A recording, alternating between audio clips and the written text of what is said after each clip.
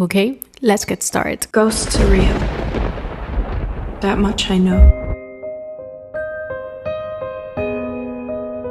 Hey horror freaks, welcome back to my channel. My name is Amanda. If this is the first time here, don't forget to subscribe and hit the bell icon so you can get a notification every single time that I post a video, and I post every single week. So you can see from the title, today's video is going to be my full review with spoilers of Insidious 5 The Red Door, or just Insidious The Red Door. Now, as always, all my reviews are with spoilers. If you don't want them, just to see if this was worth it or not, on the description box down below, there you're going to find my spoiler-free review, because I like to give you guys the two options. And saying the disclaimer, let's get into the video. Now, Insidious The Red Door follows the Lamberts that they must go deeper into the further than ever before to put their demons to rest once and for all. This is directed by Patrick Wilson in his debut as a director. The film is produced by James Wong and Blumhouse Productions and is written by Lake Waynell and Scott Teams. The film is 1 hour and 47 minutes long, and to give a brief summary, the film opens with the last scene on Insidious 2, right when Josh and Dalton's memories are about to be suppressed by Carl. Then we have the time jump of 10 years and we are in a funeral. Josh's mother's died, and this is when we learned that the Lamberts actually got divorced. We learn also that Dalton's and Josh's relationship is very stranded. It's not the same as it was on the first films. They have been through a lot, and both of them, they expressed that they don't feel okay after what happened, because Josh feels kind of foggy. He doesn't remember, of course, anything, and he feels that he's been affected mentally. And Dalton, on the other side, he feels that he lost a whole year. He has no idea why. He only knows that he was in a coma, but he doesn't remember all the details. And he doesn't really understand. So this makes the situation even worse. Josh drives Dalton to college. They had an argument and Josh leaves in a burst of tears, but he promises Dalton that he's going to get into the end of it and he's going to get help. He gets an MRI, and when he's carrying the MRI, he falls asleep, but a ghost appears, meaning that his ability of getting into the further and the whole astral travel is back. At the same time, Dalton is having some situations because he was triggered in his art class. He's a very good artist. The professor asked them to make a piece of something that is in their subconscious, and she starts counting from 10 all the way to 0. Of course, we remember that this is kind of the same dynamic when they are getting into the astral travel and all of that. So for him, it's a trigger, but he has no idea. And when he starts drawing, what he does is the door. In this particular drawing, he's not doing it with any color, but at the last moment when he's about to finish, something grabs his hand and he gets caught. And of course, the blood stains the painting, but he cannot do anything. So he ended up painting the whole door red, because that's what he saw. No idea from where that door came from, meaning that now we have both Josh and Dalton having the same situations, and both of them, they have no idea why. Dalton gets in touch with his brother Foster, and what Foster tells him is that the only thing that he could remember from that time is when Josh attacks them in the basement on Insidious 2. Of course, we remember that incident, but in Foster's mind, it was all a nightmare, because that's what their mother tells them. She tries to make them think that it was all just nightmares and that it wasn't real. And on the other hand, we have Josh that is just finding out that his father committed suicide because he was a schizophrenic and he had the astral travel ability. And Josh can't take it anymore. He gets into his ex-wife's house and she ends up telling him everything. Of course, this is something that we do not see because we already know everything that happens. So it's off-camera situation where he gets the whole information. And of course, he's pissed because he's like, I have been dealing with this. I don't know what is happening and you never told me. Of course, she thought that it was for the best, and also his mother. On the other hand, we have Dalton, that he discovers his ability, he starts using it a little bit, but he realizes that this is dangerous, and he gets into the conclusion that it can also be the astral travel, but once again, he gets stuck into the further. Josh gets to get him, they almost get out, but at the last moment, Josh stays and Dalton leaves.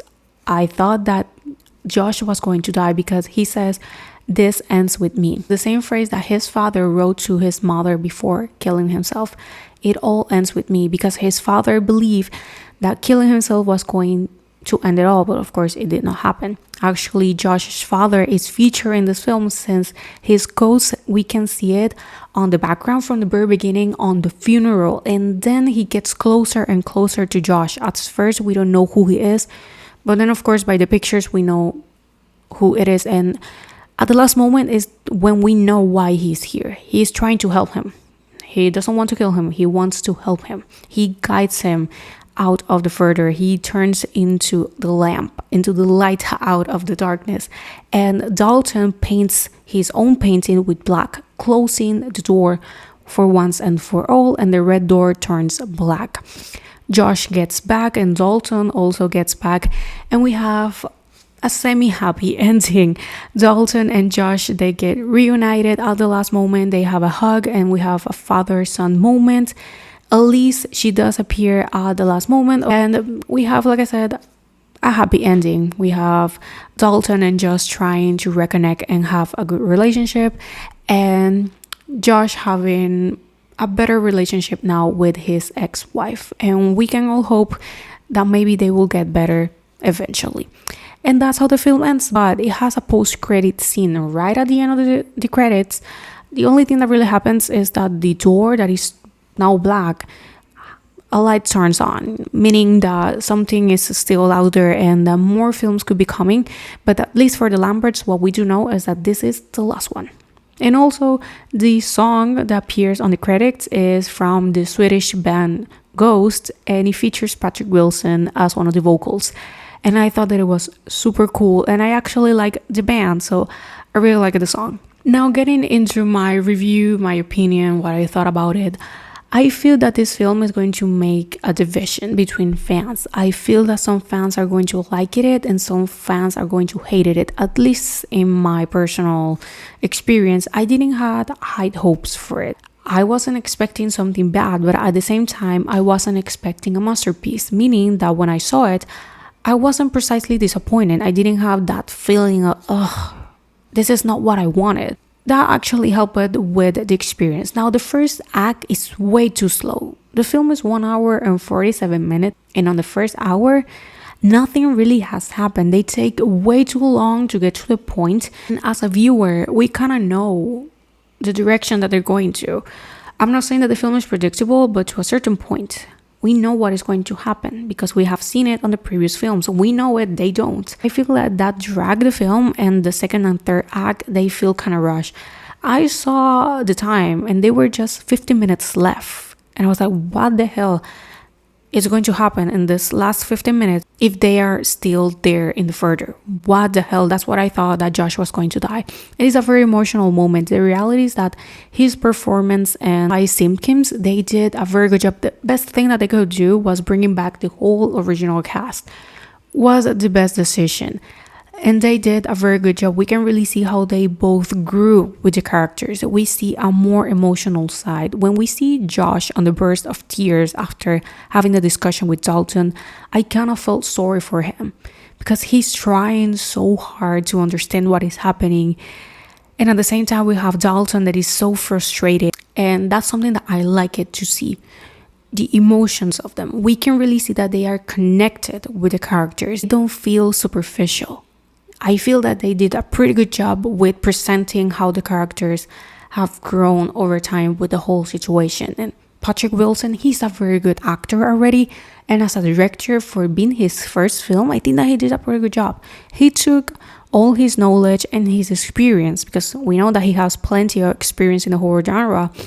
And I think that he did a pretty good job, both as actor, as a director. I would like to see more of him. I would really like to see him in maybe a full original project and not something that he has already working on. I would really like to see him doing more horror.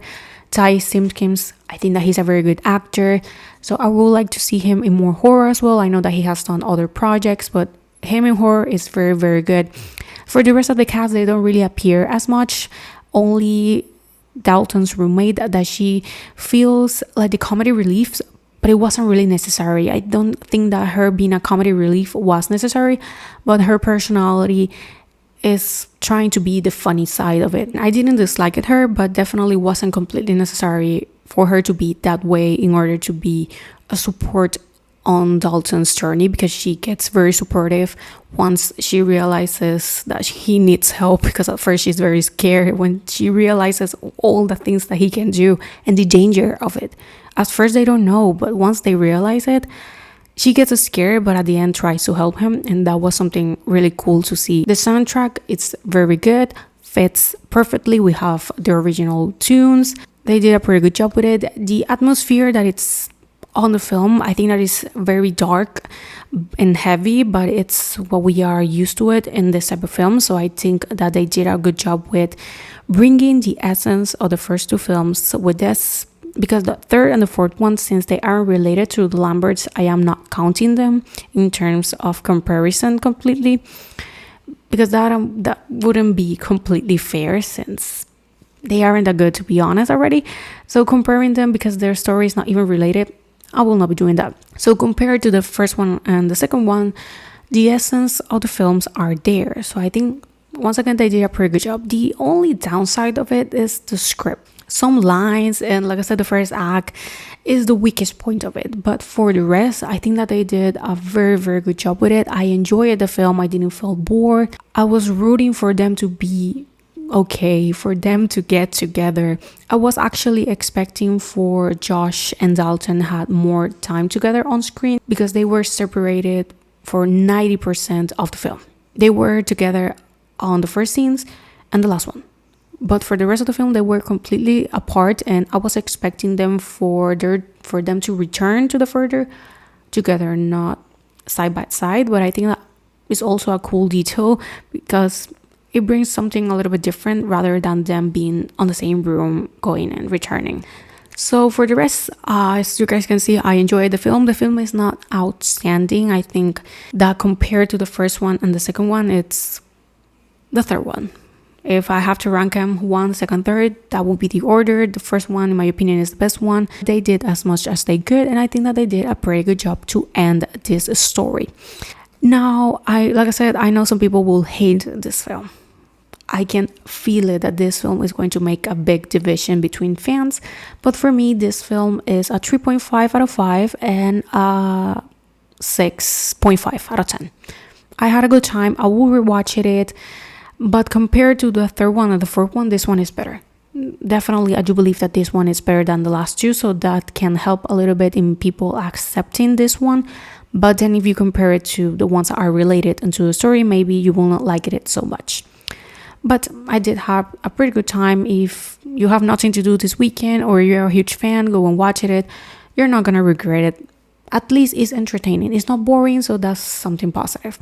But thank you so much for watching. Let me know down below, what do you thought about this film? Did you like it? You didn't? What do you think about the post-credit scene? I think that they should stop doing these films, but I mean, just today it was announced The Purge 6.